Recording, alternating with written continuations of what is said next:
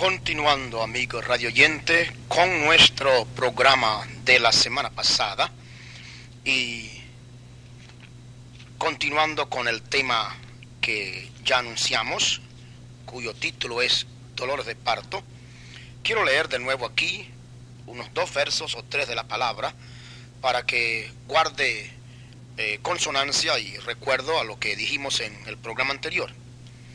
Jesús dijo: de cierto os digo que vosotros lloraréis y lamentaréis, y el mundo se alegrará. Pero aunque vosotros estaréis tristes, vuestra tristeza se tornará en gozo. La mujer cuando pare tiene dolor porque es venida su hora. Mas después que ha parido un niño, ya no se acuerda de la angustia por el gozo de que haya nacido un hombre en el mundo. También pues vosotros ahora ciertamente tenéis tristeza, mas otra vez os veré y se gozará vuestro corazón, y nadie quitará de vosotros vuestro gozo. Con estas palabras dimos comienzo a nuestro mensaje, o al principio de nuestro mensaje, en el programa anterior. Ahora queremos continuar adelante dando el mensaje de la palabra y esperando en la confianza de que el Señor nos conceda ahora, por su gracia, poder continuar dando los datos que conciernen a este tema. Dijimos la última vez, o terminamos, cuando hablamos de que la tierra nueva tiene que aparecer, porque ya todos los síntomas de la tierra que se muere ya están, y el mundo los está viendo. Algunos los ignoran porque como no son todos hombres y personas interesadas en saber cómo va andando el asunto, pero los que tienen buen ojo y saben diagnosticarla de acuerdo con las instrucciones del médico divino, pues al buscar en la escritura se dan cuenta que lo que decimos es la verdad. Ahora, miremos por un momento a Israel, que es figura de nosotros. Como nación, Israel tuvo dolores de parto con cada profeta que Dios le levantó, porque el profeta tenía la palabra de Dios y ella se hallaba tan corrompida que cada profeta tuvo que sacudirla en sus cimientos. Fueron odiados los profetas por todo el mundo por eso, porque la palabra de Dios viene solamente al profeta, y la palabra del profeta es la palabra de Dios para esa edad o tiempo cuando Dios la da. Dios manifiesta su palabra a través del profeta. No olvide ustedes, esa palabra puso a Israel con dolores de parto, porque se había rodeado de sistemas y tradiciones y costumbres. El profeta la llamó a volver a la luz, a volver a la palabra de Dios, porque los sistemas no tienen vida ni luz, son la palabra, es la única que tiene vida. Con algunos profetas solo unos pocos creyeron a su palabra, porque siempre así sucede. El mundo no siempre cree a lo que el profeta dice. Imagínense con los millones que existieron en el tiempo de Noé, solamente 8 creyeron con él. Con todo, sacudió el remanente y destruyó al resto. Esto lo hizo Dios a través de todas las edades, hasta que al fin Israel dio a luz un hijo varón. Y este hijo varón fue la palabra hecha carne, quien venció toda prueba, tentación y todo demonio con la palabra de Dios. Su expresión fue escrito está y escrito está. Cuando Satanás tentó a Eva, ella cayó porque ella no era la palabra. Y otros también cayeron. Pero cuando intentó hacer lo mismo con el Hijo de Dios, los millones de voltios con que tropezó le sacudieron las plumas al diablo. No solo con pan vive el hombre, mas con toda palabra que sale de la boca de Dios. El verbo hecho carne estaba representando la palabra de Dios. Por eso él sabía lo que estaba en sus corazones. Por eso pudo decirle a Pedro quién era, y lo mismo a la samaritana y a Natanael. ¿Por qué? Porque él era la palabra. Y según Hebreos 4:12, la palabra es la que discierne los pensamientos y las intenciones del corazón. ¿Por qué no pudieron esos fariseos ciegos ver que él era la palabra manifestada? Porque estaban envueltos en sistemas y credos y tradiciones que tenían que deshacerse de ellos, porque la palabra para la edad había nacido, había manifestado. Moisés no pudo por eso traer el mensaje de Noé, y así tampoco Cristo pudo traer el mensaje de Moisés. Cada edad tiene su mensaje de Dios. Lo viejo tiene que ceder a lo nuevo. Lo viejo sirvió y tiene que ser desechado para dar paso a lo nuevo, porque en lo nuevo está la vida. El tallo, la espiga y el forro tienen que ceder para que se dé el grano. Cada uno sirvió su propósito, pero la vida siguió arriba hasta el grano, porque la vida está en el grano, no en la paja, aun cuando la paja es parte de ella. No estamos edificando hoy una pared, amigo mío, como han hecho grupos y denominaciones desde Lutero hasta los pentecostales. No, estamos virando la esquina, porque estamos edificando un edificio. El plano está en la palabra de Dios. Cualquiera puede hacer una pared, pero se requiere un maestro para doblar la esquina. Se requiere el poder de Dios para hacerlo, como ha sido hecho en cada edad. Por consiguiente, Israel, después de años en sistemas corrompidos, tuvo que morir para dar a luz la palabra. El Verbo se hizo carne y habitó entre nosotros. La palabra de Dios viene al profeta, no viene al sacerdote, sino al profeta. En él habitó toda la plenitud de la divinidad corporalmente, porque él fue la palabra. Ahora un profeta es parte de la palabra. Es la palabra para la edad. Es esa parte de la palabra para la edad. Hoy los que seguimos la palabra somos parte de la palabra para la edad. Pero él fue la plenitud de la palabra. A él le acusaron que se hacía Dios estando en vida. Y él les contestó: ¿no está escrito en vuestra ley, yo dije dioses sois? A quienes la palabra de Dios fue manifestada.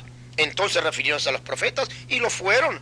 Entonces, ¿cómo podrían condenarlo cuando él era hijo de Dios y sobre quien habitó toda la plenitud?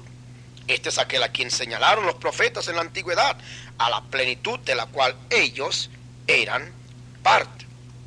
Cuán perfectamente lo tipifica José con su vida, aún en detalles mínimos. Hallamos a José como uno de los hombres que tipificó al Señor perfectamente, porque él era parte de la palabra. Él fue odiado, él fue vendido. ¿Por qué? Por la envidia de sus hermanos. ¿No es esto figura del Señor? Estando en la cárcel como el Señor allí en la cruz atado, ¿qué pasó? Había un copero y un panadero, y la historia nos habla de cómo el copero le volvió la vida y el panadero se murió. Exactamente, un ladrón a la derecha y otro a la izquierda. Uno vivió y otro se murió, exactamente como en el tiempo de Faraón. Con todo, pues, la palabra fue cumplimiento perfecto de las profecías. Todas ellas eran voces diciéndonos que Él viene. Ahora Israel tenía desde Malaquías 400 años más o menos sin un profeta. Tenía sacerdotes, escribas, teólogos, maestros, etc. Y podemos imaginarnos, sin profeta, la condición corrompida en que estaba entonces. 400 años sin un mensaje directo de Dios. Esto hizo que los líderes religiosos corrompieran con tradiciones y dogmas todo el sistema, hasta que Juan el Bautista, el Elías prometido de Malaquías 3, apareció en la escena. Ahora, dije Malaquías 3, no Malaquías 4. El Señor Jesús lo hace claro. Si usted quiere creerlo, quiere verlo, léalo en Mateo 11, versículos 1 en adelante. En el verso 7 al 10 él le dice: ¿qué salisteis a ver? ¿A un profeta? Y dijo: y más que profeta, porque este es de quien está escrito: he aquí yo envío mi mensajero.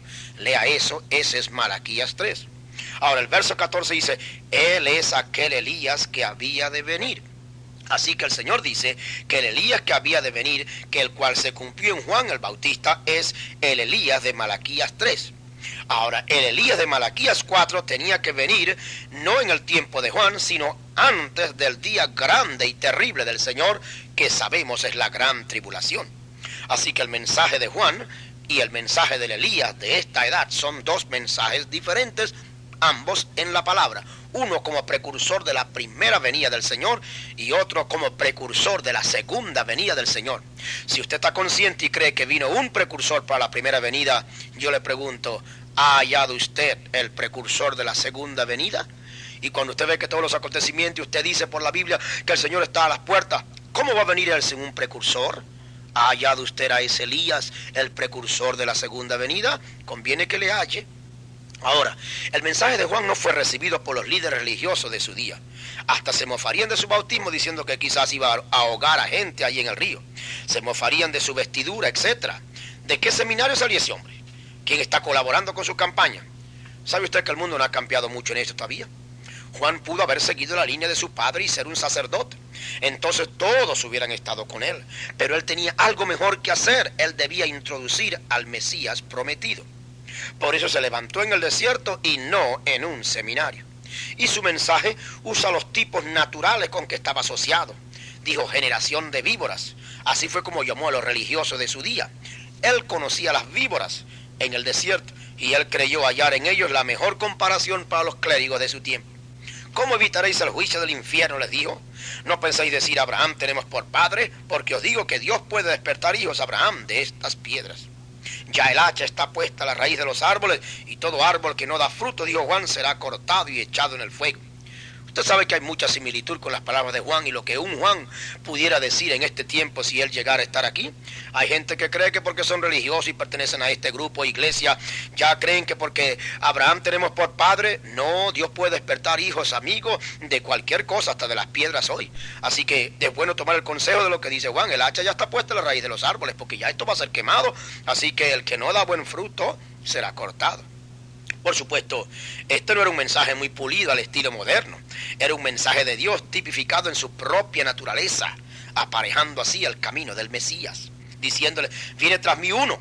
Él no le conocía personalmente, pero dice, viene uno tras mí que es más poderoso que yo. Él no le conocía, pero un día, mientras bautizaba, vio venir a un hombre y entonces clamó, he aquí el Cordero de Dios que quita el pecado del mundo. ¿Cómo le conociste, Juan? El que me mandó a bautizar me dio la clave. Yo no le conocía, dice él, mas el que me envió a bautizar con agua me dijo, aquel sobre el cual viene venir el Espíritu y que reposa sobre él es.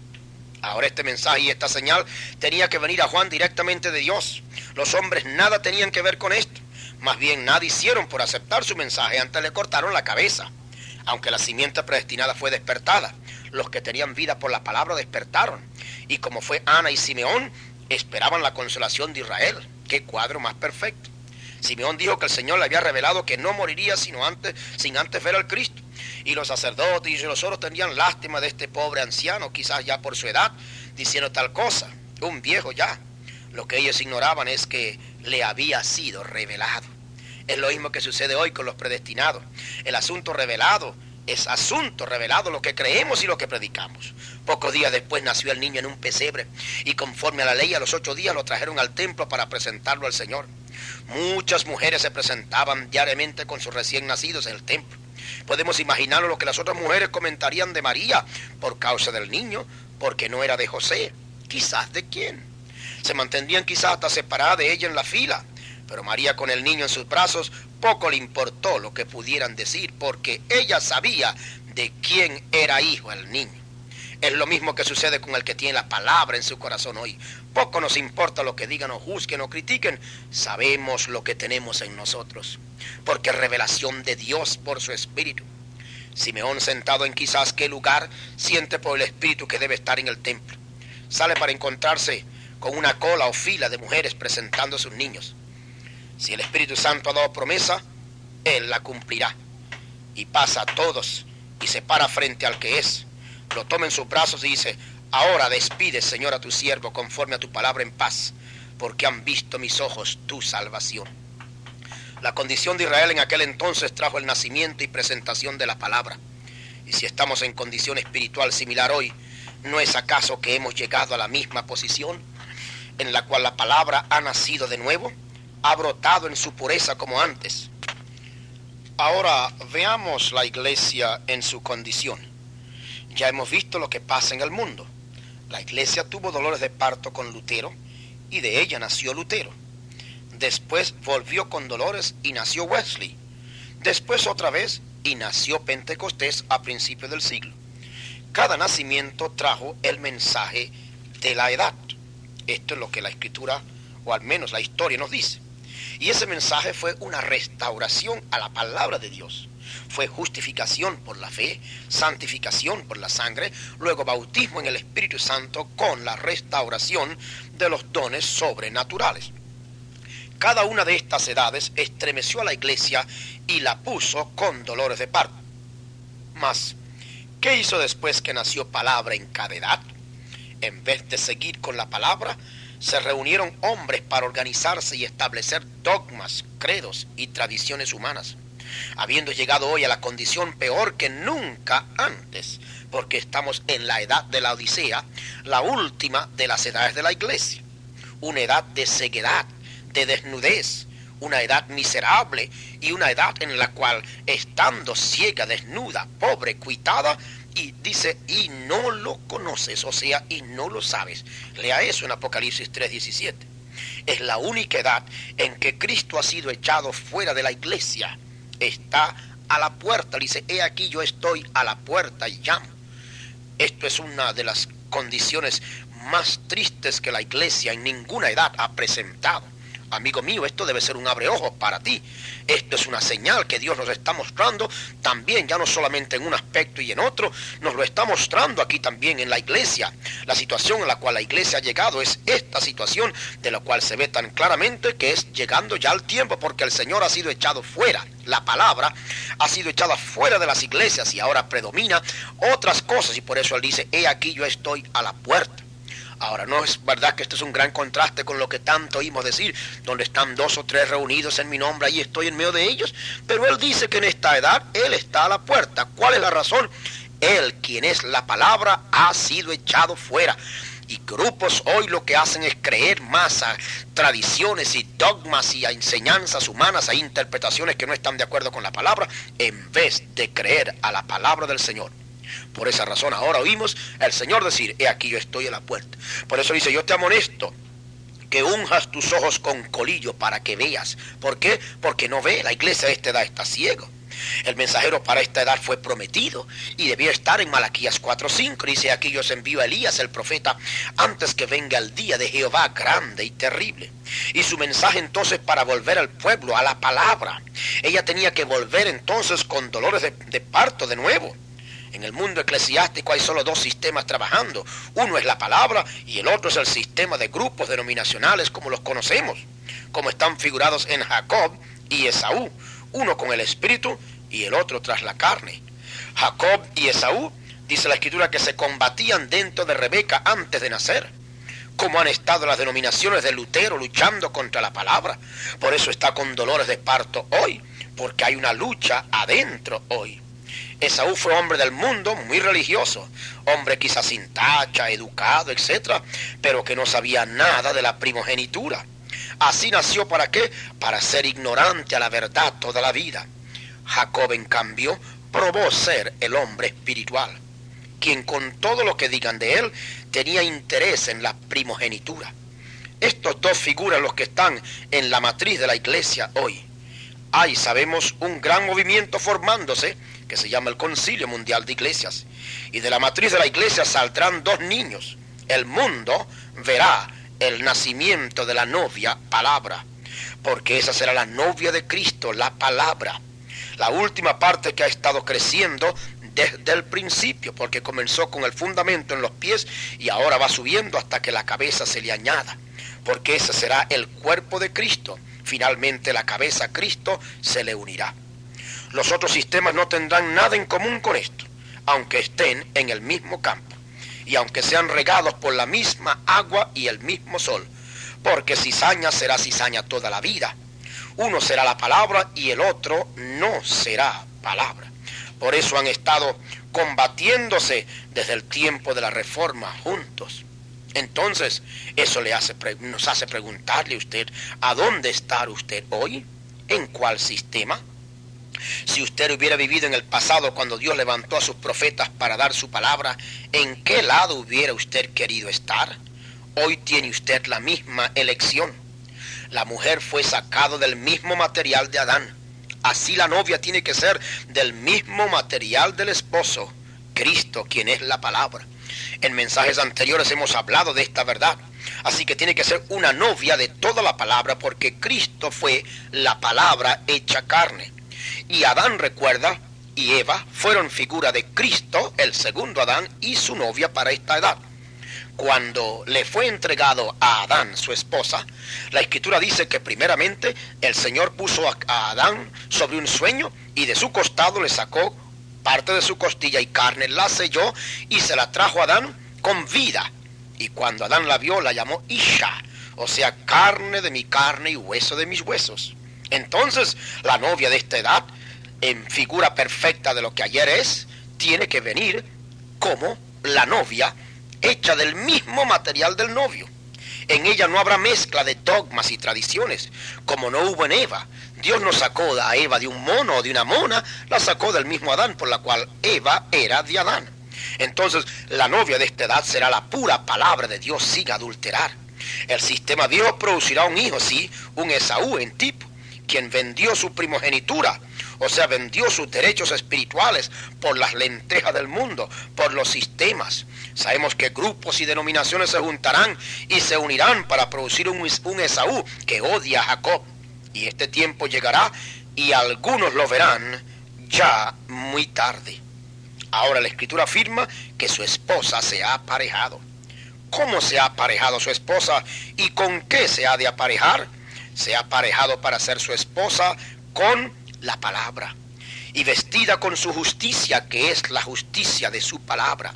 La novia se apareja por la palabra la limpia, dice la Escritura. Ya vosotros sois limpios por la palabra que os he hablado. Dice que limpiada, lavada en el lavacro del agua por la palabra.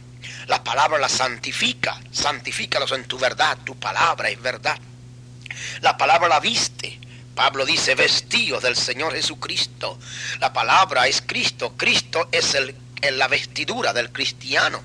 Es por eso que hacemos tanto énfasis en hacer que usted vea a Cristo no solamente como la persona, y sabemos que la persona es lo que tiene valor, pero mírelo con su palabra. Usted no puede separar a Cristo de la palabra, porque el que se manifestó como el Cristo, el ungido, Dios dice en su palabra que era la palabra hecha carne. Por eso entonces el apóstol Pablo a los Gálatas genuinos del Señor le dijo, de Cristo estáis vestidos, o sea, de la palabra estáis vestidos. Amigo, el tiempo está a las puertas. Tenemos que vivir probando estas verdades, siendo hacedores de la palabra y sabiendo que en el plan del Señor el mundo está con dolores de parto. La ciencia, la iglesia, todo está. Y en la providencia del Señor el tiempo se acerca cuando se cumplirá. Esta tierra dará una tierra nueva. Esta iglesia dará una novia nueva que Dios sacará del costado del Adán último, el segundo Adán. Él fue la palabra y su novia tiene que ser la palabra. Damos gracias al Señor por estas verdades que la Biblia nos enseña. Y ahora te pedimos, amigo mío, abre tus ojos a la palabra, porque ella es la única quien puede darte la luz que tú necesitas y la capacidad para entender. Recibe la palabra del Señor en esta hora, vístete de ella y entonces con esa luz podrás ver, discernir, diagnosticar el tiempo en que estamos viviendo. El Señor te ayude a ver esto claro.